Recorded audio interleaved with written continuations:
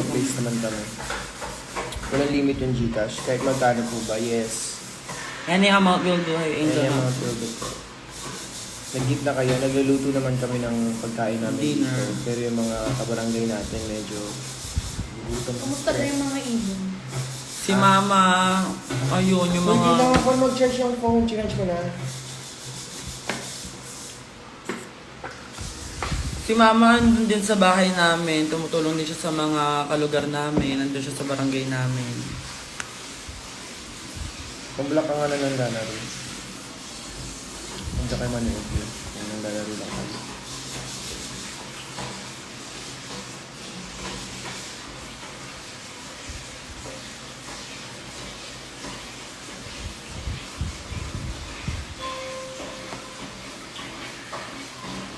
Ano? Yeah, tent, damit, food, school School supply, supply. fan. Yan po Yes. yung mga needs.